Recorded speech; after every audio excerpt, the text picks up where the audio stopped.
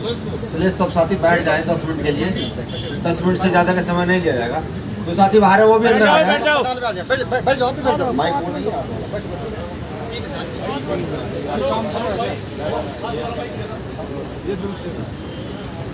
साथियों वक्त बहुत कम है, पूरा जोर लगा दो। साथियों वक्त बहुत कम है, पूरा जोर लगा दो। कुछ को मैं जगाऊं, कुछ को आप जगा दो। साथियों वक्त बहुत कम है, पूरा जोर लगा दो। कुछ को मैं जगाऊं, कुछ को आप जगा दो। मिशन क्या है ये घर घर तक पहुंचा दो। अब इस देश को मनोवादी ताकतों से छुड़वा दो। आज मैंने मंच पर मंचासीन बहुत सारे महानुभावों को सुना तो मुझे आज महसूस हो रहा है, मैं सही बताऊं तो आज मुझे पहली बार ये महसूस हो रहा है कि इतने ओजस्वी वक्ताओं के सामने मैं खुद को आज ये समझ रहा हूँ कि जैसे सूर्य को दिया दिखाने वाली बात होती है ना। मैंने इनको सुना तो बहुत अच्छा लगा, बहुत अच्छी जानकारी मुझे मिली।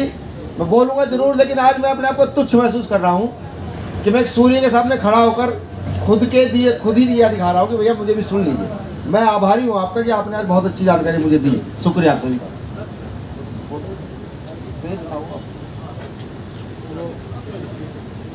मैं शुक्रिया भी अदा करता हूँ क्योंकि आज मैं एक और नई शुरुआत कर रहा हूँ। मैं मंच पर खड़ा होकर बहुत कम नाम लेता हूँ, मुझसे नाम लिए ही नहीं जाते, लेकिन आज मेरा नाम लेने का भी मन है। हमारे संयुक्त किसान मोर्चा के अध्यक्ष साथी संतोष सिंह जी, जिन्होंने मुझे यहाँ पहले भी बुलवाया था, बहुत मजबूती से मेरी बात को सुना था, बात रखी गई थी और बहुत सारी जगह उस पर अमल भी हुआ था। हमारे साथी हैं RS राठी जी, मुकेश डागर जी, अनिल पवार जी, उषा सिरोहा जी, महाज सिंह ठकराना जी, वीरू सरपंच जी, जयप्रकाश जी, धर्मवीर राठी, बलवान सिंह दहिया जी, अरुण शर्मा एडवोकेट जी, SL प्रजापति, सतीश मराठा, पहलवान ईश्वर सिंह जी, आयुष पुनिया, नवनीत रोज जी। भीम आर्मी के 2 ही साथियों के नाम लूंगा। एक मेरे साथ भी साथी आए हैं, मेरे छोटे भाई गुलजार सिद्दीकी, उनका भी नाम आज ले लेता हूँ। और प्रदेश कमेटी के अध्यक्ष हैं भाई कमल बराड़ा जी, अभी नवनियुक्त निर्वाचित हुए हैं हरियाणा से। या मैं ये कह दूँ कि हरियाणा में अपनी ताकत दिखाने के बाद ये सब लोग, तो हरियाणा को सम्मान दिया गया। हरियाणा से प्रदेश उपाध्यक्ष हमारे बड़े भाई धर्मवीर परवाल जी। साथियों बहुजन महापुरुषों को नमन करने से पहले एक बात और कह दूं, मुझे लगता है वो शायद गलत हो सकती है, लेकिन वो कहना उचित है, इस मत से कहना उचित है। अभी मेरी एक बहन चली गई है, जातिवाद की बात कर रहे थे। अभी हमारे जो सीनियर साथी थे जो शायद बैंक में है, उन्होंने कुछ बताया कि बाबा साहब की छोरी पर कैसे जल को स्टोर किया जाए जिससे कि राजस्थान जैसी जगह पर भी उस पानी का यूज हो सके। ये बात छोटी है, इसको समझने का प्रयत्न कीजिएगा। उड़ीसा के अंदर सबलपुर डिस्ट्रिक्ट में एक बांध बना हुआ है। जातिगत अंश में आपको सिर्फ बताना चाहता हूं कि सबलपुर के अंदर उड़ीसा प्रदेश में एक बांध बना हुआ है और उस बांध पर जातीय अंश इतना है कि वह हमारे पूर्व प्रधानमंत्री माननीय जवाहरलाल नेहरू जी की फोटो है, स्टैचू बनी हुई है। वहां पर माननीय महात्मा गांधी जी का स्टैचू बना हुआ है, लेकिन पूरे देश की सरकार के अंदर एक भी व्यक्ति MP MLA ऐसा नहीं रहा जिसने ये कहा हो कि जिस व्यक्ति की थोड़ी पर ये सब कुछ बना हुआ है उसका भी स्टैचू इस बांध के पास होना चाहिए। ये जातीय दंश है देश का।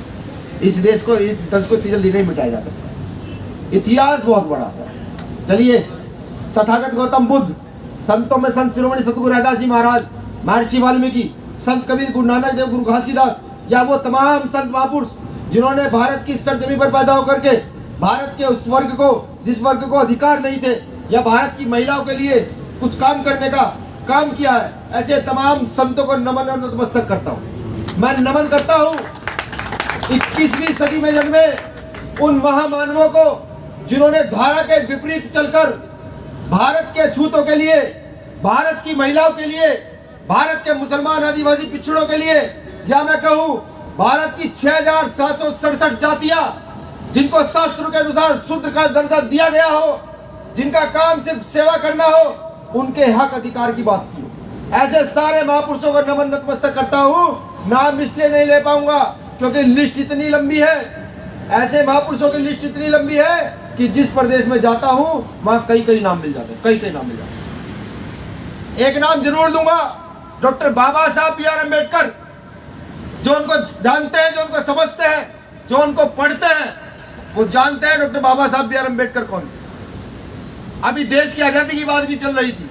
मैं बता दूं आपको कि जब देश की आजादी की बात चल रही थी तो बाबा साहब अम्बेडकर यहाँ के दलित आदिवासी महिलाओं के अधिकारों के लिए लड़ रहे थे कि इन्हें अधिकार चाहिए।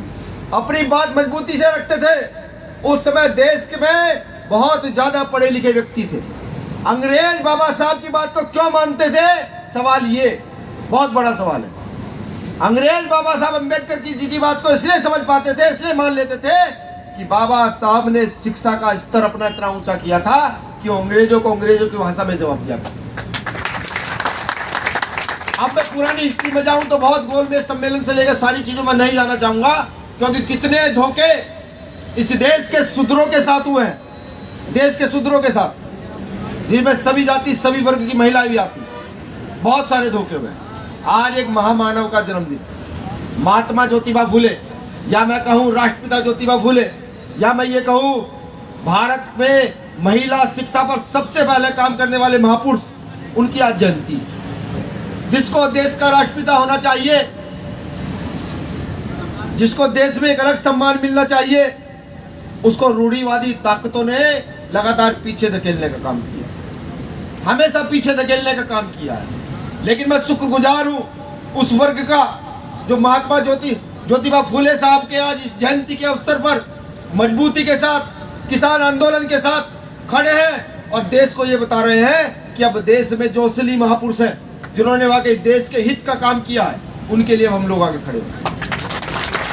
जो ये बता रहे हैं कि इस देश में सावरकर और गोवलकर की जो पूजा ये लोग कराने लगे हैं, जिनको ठोकरों पर होना चाहिए था, जिनको सही मायने जूतों की माला पहनाई जानी चाहिए थी, जिनकी पूजा ही हमसे कराने लगे हैं, अब हम देश में उनकी पूजा नहीं करेंगे। अब हम देश में उनकी पूजा करेंगे जिन्होंने सही में मानवता की बात की है, जिन्होंने सही में उन्नति की बात की है, जिन्होंने सही में देश हित की बात की है। साथियों, सवाल यह भी उठता है कि देश हित क्या है? क्या भारत माता की जय कह देना देश हित है? क्या जय श्री राम कह देना देश हित है? क्या अस्सलाम वालेकुम या जय भीम कह देना देश हित है? तो मैं बिल्कुल नहीं कहता कि ये देश हित है, क्योंकि मैं भीम आर्मी का कार्यकर्ता हूँ, बहुत साफ स्पष्ट बोलता हूँ। गंदी भाषा पूरे देश में जानते हैं। मोहन भागवत इस बात को कहते हैं कि भीम आर्मी के लोगों से मेरा पेट छुटाइए, वो भी कहते हैं। देश हित यह है कि जब इस देश का प्रत्येक गरीब व्यक्ति, प्रत्येक छोटा किसान, प्रत्येक मजदूर अपने आप को बराबरी में समझने लगेगा, तब देश हित होगा। देखा होगा आपने कि अगर एक परिवार में 2 बेटे हैं और एक बेटे को 100 बीघा जमीन दे दी जाए, दूसरे बेटे को 2 बीघा जमीन दे दी जाए, तो क्या वो न्याय होता है? बताइए, न्याय होता है? न्याय नहीं होता, वो अन्याय होता है। यही हुआ इस देश के अंदर, भारत के अंदर सदियों से यही हुआ कि जब यहाँ ब्राह्मणी व्यवस्था कई 1000 साल तक स्थापित थी, यहाँ मुगल आए, उन्होंने भी इस व्यवस्था को थोड़ा सा आगे बढ़ा दिया, फिर अंग्रेज आए, थोड़ा सा आगे बढ़ा दिया, लेकिन अंग्रेजों ने फिर सोचा, पढ़े लिखे बुद्धिजीवी लोग थे, कि नहीं, यहाँ का वो वर्ग जो बहुत ताकत रखता है, जो भारत की सरजमी को खोद करके, यहाँ के जंगलों को काट करके, यहाँ के पहाड़ों को खोद करके जमीन, उपजाऊ जमीन बना सकता है, उस वर्ग को अधिकार मिलने चाहिए। थोड़े से अधिकार मिले, ज्यादा अधिकार नहीं मिले, थोड़े से अधिकार मिले। हम लोगों को सांस आया, सांस आने के बाद हम लोगों ने थोड़ा आगे बढ़ना स्टार्ट किया। हम अनटचेबल लोग थे, जिन्हें कोई छुआ नहीं करता था। पता है किसको नहीं छुआ जाता? जानते हैं आप? आज भी कोई व्यक्ति अगर लैट्रिन के गटर में घुस जाए और वो वहां से बाहर निकले, तो एक अच्छा व्यक्ति उसको छुएगा नहीं, कहेगा नहीं ये गंदा। हमारी स्थिति उससे भी गंदी थी, लेकिन बाबा साहब अम्बेडकर, फूले साहब, पेरियार साहब, बिरसा मुंडा साहब, ऐसे ऐसे महापुरुषों ने हम लोगों को आगे बढ़ाने का काम किया। और 5000 साल की गुलामी के बाद भारत के अंदर एक संविधान देने का काम किया, जिसमें हमें समानता मिली। हम जैसे लोगों ने पढ़ना लिखना शुरू किया, सही मायने में आज जो यहाँ पर मैं आया हूँ, ये जो टाइटल लिखा हुआ है संयुक्त किसान मोर्चा भीम आर्मी संविधान बचाओ दिवस, ये नहीं होना चाहिए था। आज ही का टाइटल होना चाहिए था, क्योंकि आज फूले साहब की जयंती है। आज का टाइटल होना चाहिए था देश की जमीन बचाओ दिवस। अगर ये टाइटल होता, और ये टाइटल चलने चाहिए पूरे देश के अंदर, कि क्योंकि अगर देश की जमीन बचेगी तो यहाँ का इंसान बचेगा, और यहाँ का इंसान बचेगा तो ही संविधान का फायदा होगा। अगर इंसान ही नहीं है तो फिर संविधान बेचारा क्या करेगा? ये हम सबको समझना पड़ेगा। जो लोग निरंतर, जिनके पूर्वजों ने निरंतर गुलामी की हो, वो भी आज भी गुलामी कर रहे हैं, बिल्कुल गुलामी कर रहे हैं। इस बार आपने देखा होगा, जिनको पूरे भारत में महात्मा कहा जाता है, पूरे विश्व में माना जाता है, हालांकि मेरी आइडियोलॉजी इनसे मैच नहीं करती, मैं भगत सिंह की आइडियोलॉजी का व्यक्ति हूँ। महात्मा गांधी साहब देखा होगा, ट्विटर लोग सब लोग चलाते हैं ट्विटर। इस बार 2 अक्टूबर को क्या हुआ था जानकारी है? भारत के लोगों को जानकारी होनी चाहिए, नहीं होनी चाहिए? होनी चाहिए ना, कि इस बार 2 अक्टूबर को ट्विटर हैंडल पर महात्मा गांधी ट्रेंड नहीं कर रहे थे विश्व में, इस बार 2 अक्टूबर को गोड से ट्रेंड कर रहा है। महात्मा गांधी की हत्या करने वाला व्यक्ति गोड से ट्रेंड कर रहा, पूरी ताकत से ट्रेंड कर रहा। क्या संविधान ये कहता है मैं चोर हूं तो मुझे आप लोग सजा देंगे, या मुझे संविधान के तहत जेल जाना होगा? जेल जाना होगा ना। लेकिन नहीं, भारत में ऐसा नहीं हो रहा। ये जातीय दंश है। आपकी क्षमता कितनी मजबूत हो, आप कितने भी प्रभावशाली हो, लेकिन नहीं, अगर आपकी जाति अड़ जाती है तो कुछ नहीं हो। यही आज देश में किसानों के साथ हो रहा है। किसान के आंदोलन को पहले एक वर्ग से जोड़ा गया, फिर एक जाति से जोड़ा गया, अब एक समाज से जोड़ करके किसान आंदोलन को धीरे धीरे धीरे धीरे करके ठंडा किया जा रहा है। जैसे अभी आपने देखा होगा, जब ये सिंधु बॉर्डर पर, गाजीपुर बॉर्डर पर पंजाब से लेकर किसान पड़ा हुआ था, तो उस समय ये कहा गया कि खालिस्तानी लोग। कहा गया था? नहीं कहा गया, बिल्कुल कहा गया था। नहीं हुआ तो जानकारी लीजिए। अब जाट समुदाय के लोग पढ़े, ओबीसी समुदाय के लोग पढ़े, हम जैसे लोग आते हैं। अब ये कहा जा रहा है, अभी मैंने देखा सोशल मीडिया पर, अभी ये कहा गया कि जाट लैंड बना दिया जाएगा। ये क्या है? समझ रहे हैं ये क्या है? ये सिर्फ आंदोलन तोड़ने की एक प्रक्रिया है, जो सिर्फ एक वर्ग को आंदोलन तक सीमित कर दिया जाए, आंदोलन को जन आंदोलन न बनने दिया जाए। ये सिर्फ वो प्रक्रिया है, दूसरी कोई प्रक्रिया नहीं। हम लोगों ने, अगर हम लोग सही मायने में अध्ययन करना शुरू कर दें, सही मायने में पढ़ना शुरू कर दें, तो हमें जानकारियां मिलेंगी। हम भगत सिंह को सही से नहीं जानते हैं, हम सिर्फ नाम लेते हैं, भगत सिंह, शहीद आजम भगत सिंह, नहीं जानते हैं। सही मायने में भगत सिंह का जब नाम आए तो सबसे पहला टाइटल होना चाहिए कि नास्तिक भगत सिंह, नास्तिक भगत सिंह, ये टाइटल होना चाहिए। हम लोगों ने व्यवस्थाएं तोड़ने की जगह जोड़नी शुरू कर दी है। जिन व्यवस्थाओं को हमारे महापुरुष तोड़ना चाहते थे, बाबा साहब अम्बेडकर, फूले साहब, उन व्यवस्थाओं को हम लगातार तोड़ रहे हैं। हम पढ़ते नहीं है। कैसे प्रचार होगा आप लोगों का, बताइए? मनुवादी व्यवस्था का मैं उस हर व्यवस्था का खंडन करता हूं जो चमत्कार पर आधारित होगी। अगर आप ये कहेंगे कि कल बिना रतन सिंह पर ऐसा कोई दैवीय शक्ति आ जाएगी कि बिना रतन सिंह इस देश का प्रधानमंत्री बन जाएगा, तो मैं ऐसे प्रत्येक व्यवस्था का खंडन करता हूं, मैं ऐसी प्रत्येक व्यवस्था को तोड़ता हूं। मैं जानता हूं कि कर्म प्रधान है। जब तक मैं खेत में हल नहीं चलाऊंगा तो अनाज नहीं पैदा होगा, मुझे जानकारी है, मैं पढ़ लिख लिया हूं। तो ये समझना पड़ेगा हम सबको। हम क्या सोचते हैं कि ये लड़ाई सिर्फ एक वर्ग लड़े, ये लड़ाई सिर्फ चंद लोग लड़े, नहीं। भगत सिंह को पढ़ा होगा तो समझ आएगा, नहीं पढ़ा होगा तो पढ़िएगा। भगत सिंह जेल से बैठकर जब लिखते थे तो लोग, वो अखबार में छपता था, जब अखबार में छपता तो लोग पढ़ते थे, और मुझ जैसे लोग जिनकी उम्रें कम थी, 25 साल 30 साल का युवा, 40 साल का युवा, वो भड़क जाता था, उसका दिमाग खराब हो जाता। कहने लगा नहीं, भगत सिंह ने कुछ सही लिखा, वही तो अब करना है। और क्या करना है? इससे ज्यादा क्या करना है? आंदोलन तो एक दिन में जीता जाता है साथियों। शर्ते आपके अंदर आंदोलन जीतने की क्षमता तो हो। मुझे बताइए कितने लोग ऐसे हैं जो इस किसान आंदोलन में गांव गांव जाकर जागृति फैला रहे हैं? हम 10 दिन बैठे, जागृति की, 11वें दिन शांत हो गए? नहीं, हमारा काम है जागृति फैलाना। आप जहां जाएं, आप रिश्तेदारी में जाएं, आप किसी धर्म में मानने वाले हो, आप जिस जगह जाएं वहां पर आप आंदोलन की बात करना शुरू कर दीजिए। मैं लिख कर देता हूं, लिख लीजिए। ये आंदोलन इतनी तीव्र गति से आगे की ओर बढ़ेगा कि इन लोगों की पैंट ढीली हो जाएगी, 2 साल बैठे हुए। मैंने तो प्रण कर लिया है, मैं चावल खाऊंगा तो किसान का चावल खाऊंगा, मैं अडानी का चावल नहीं खाऊंगा, मैं जियो का चावल नहीं खाऊंगा, बिल्कुल नहीं खाऊंगा। मैंने तो प्रण कर रखा है, बिल्कुल कर रखा है। अब आपको सोचना है, बिल्कुल सोचना है कि आप जियो का चावल खाना पसंद करेंगे या किसान का चावल खाना पसंद करेंगे। कट्टों पर लिखा आने लगा है कि एक कट्टा जियो के चावल का है, वो 50 रुपए किलो बेचे, 100 रुपए किलो बेचे, किसान से वो 1 रुपया किलो ले, 2 रुपए किलो ले, ये उसकी टेंशन। तो समझ लीजिए कि देश के अंदर अंग्रेज एंटर कैसे हुए थे। यही पूरा माहौल है। देश में जब अंग्रेजों को एंट्री कराई गई थी तो बिजनेस के आधार पर एंट्री कराई गई थी। बस शर्तें ये थी कि उस समय गोरे अंग्रेज आए थे, आज ये अडानी अंबानी के रूप में काले अंग्रेज यहाँ पर बैठ गए। अगर आप ये सोचते हैं कि यहाँ के प्रधानमंत्री नरेंद्र मोदी जी खुद है, नहीं, मैं नहीं मानता वो प्रधानमंत्री है। वो बिल्कुल प्रधानमंत्री नहीं है, वो तो कठपुतली है चलने वाली। भाई चुनाव में कई सौ करोड़ रुपए लगता है ना, या नहीं लगते? कई सौ करोड़ रुपए लगते हैं। और बीजेपी के तो आरएसएस को 124-25 साल हो गए मेहनत करते हुए, इतना पैसा कहाँ से लाएंगे? कौन देगा? तो वही तो देंगे जिन्होंने देश के साथ गद्दारी की हो।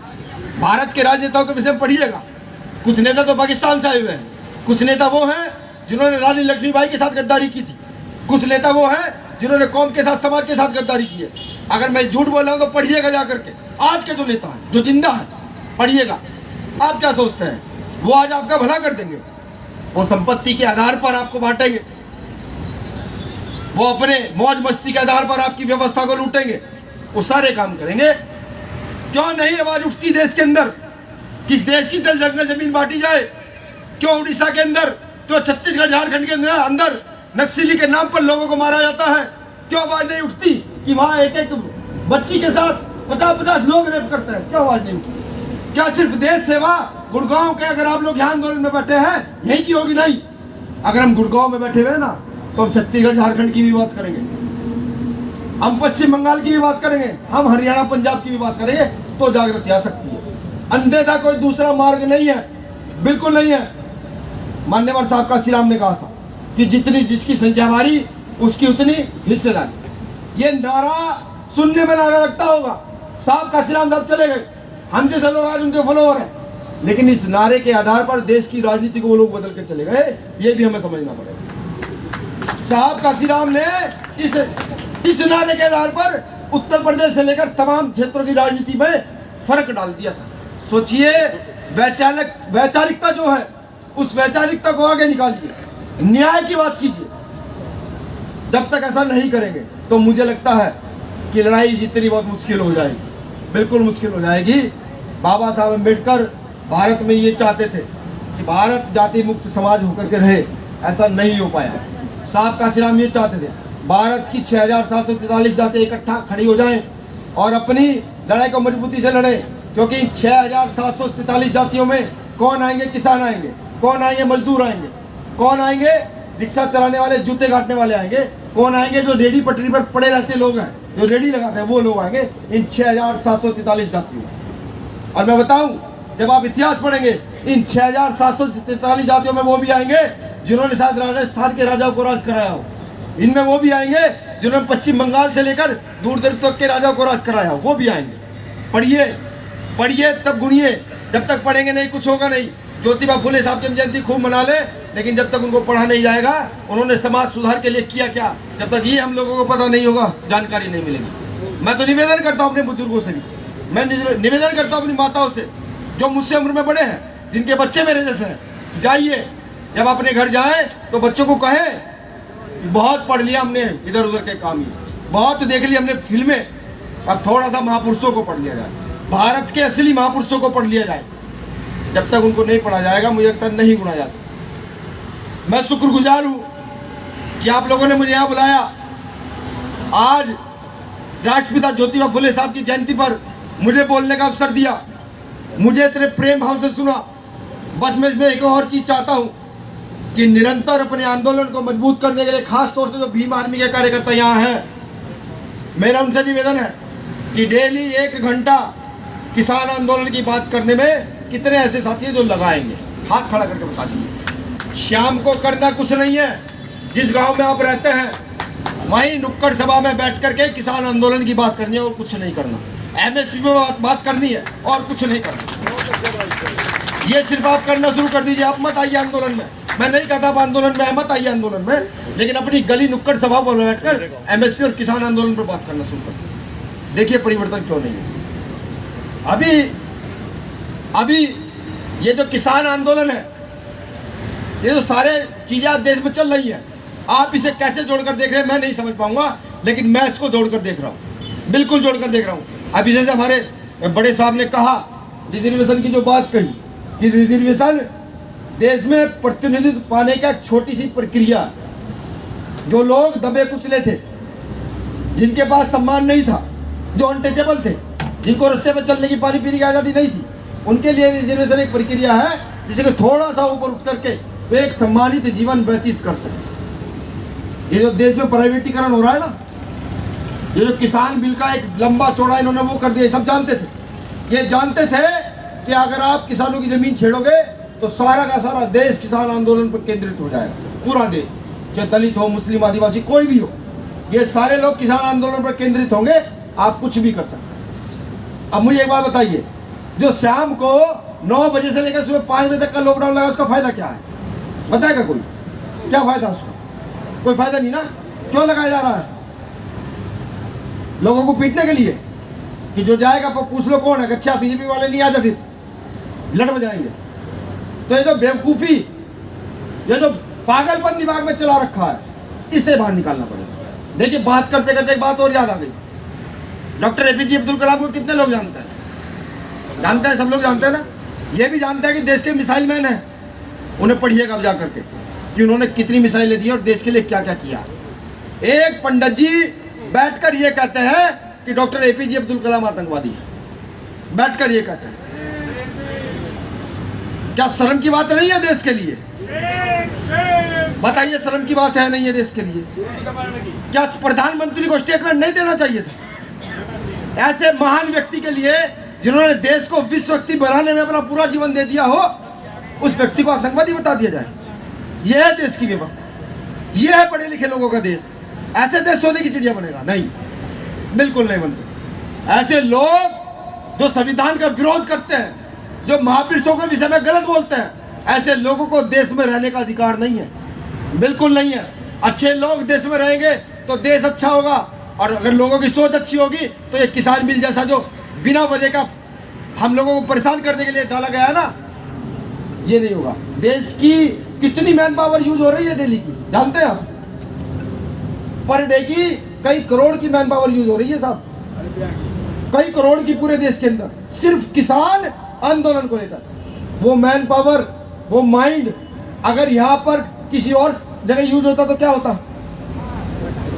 क्या होता बताइए? देश की उन्नति नहीं होती।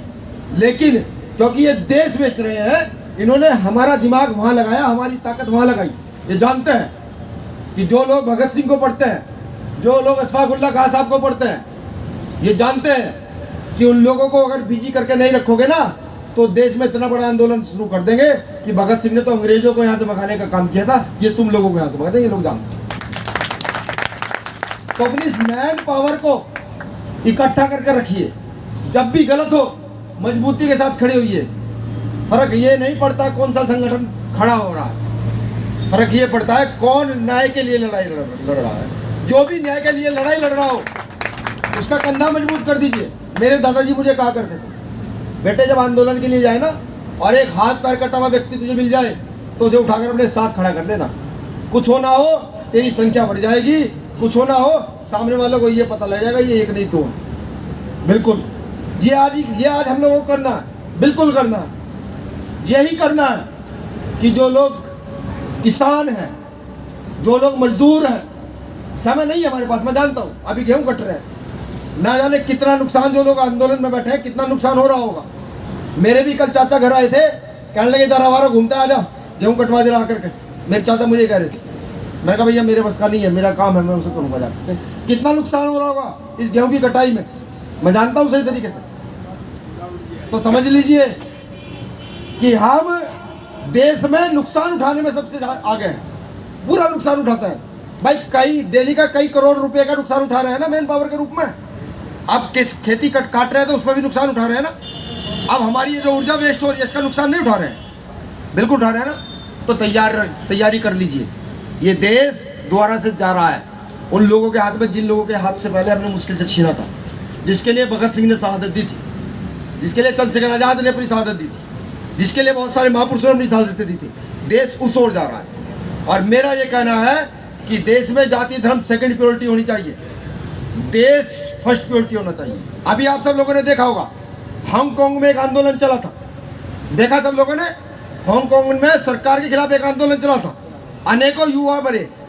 जब सब चीजें बैन कर दी गई, उन्होंने देखा यार आंदोलन को कैसे उठाया जाए, तो सिर्फ उन्होंने किया क्या कि हाथ से एक पोस्टर बनाया और उस पर लिख दिया, समय निर्धारित कर दिया और बस स्टॉप पर, बसों पर चिपका दिया। वहां के यूथ इतने जागृत थे कि उस सिर्फ एक पोस्टर के बल पर सरकार को झुकना पड़ा।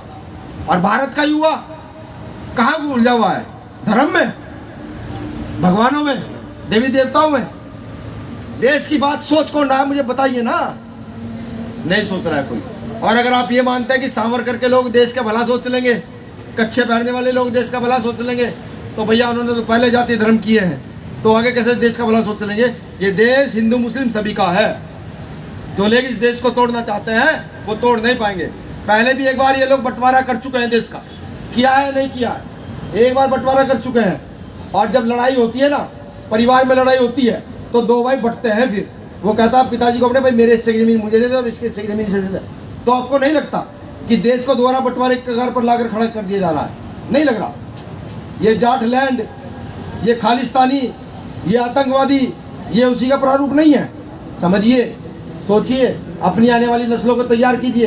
बाबा साहब अम्बेडकर द्वारा लिखित संविधान में विश्वास रखिए, उसको पढ़ाइए, जो महापुरुषों ने सिखाया है उसको सीखिए और फिर आगे की ओर बढ़िए। अभी भीम आर्मी एक और ब्लास्ट करने वाली है। ये जो ईवीएम के आधार पर सब कहते हैं कि वोटों को चोरी हो रही है, बिल्कुल हकीकत है, कुछ जगह चोरी हो रही है। अब ईवीएम की नसबंदी करने वाले हैं बहुत जल्दी, बिल्कुल करेंगे नसबंदी। ये जो खेल चल रहा था ना, आज गेंद तेरे पाले में और आज गेंद मेरे पाले में, सही तरीके जानते हुए राजनीतिक व्यक्ति तो हूं नहीं, लेकिन ये स्टेटमेंट राजनीतिक है कि आज गेंद तेरे पाले में और आज गेंद मेरे पाले में। जब ये ईवीएम की नसबंदी करना शुरू करेगी ना भीम आर्मी, तो ये तय है सरकार नहीं रोक पाएगी, किसी कीमत पर ही रोक पाएगी। मेरठ अभी महाराष्ट्र में कर दी थी पिछले चुनाव में नसबंदी, मेरा कार्यकर्ता जेल रहा कई महीने। अब पूरी भीम आर्मी नसबंदी करेगी ईवीएम की, जिससे ये अपनी सरकार स्थापित कर रहे हैं ना, लगातार स्थापित कर रहे हैं। जहाँ हारते हुए दिखते हैं वही चोरी कर लेते हैं। भाई इलेक्ट्रॉनिक सामान में कुछ भी हो सकता है ना, ये मोबाइल फोन हैक किया जा सकता है ना, फेसबुक आईडी हैक होती है ना, तो ईवीएम हैक क्यों नहीं हो सकती? बिल्कुल हैक की जा रही है।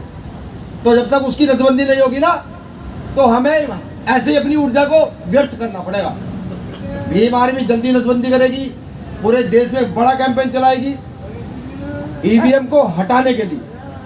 और अगर ईवीएम नहीं ये लोग हटाते हैं, अगर ईवीएम ये लोग नहीं हटाते हैं, तो ईवीएम के खिलाफ जन आंदोलन के लिए आप सब लोग तैयार रहिएगा।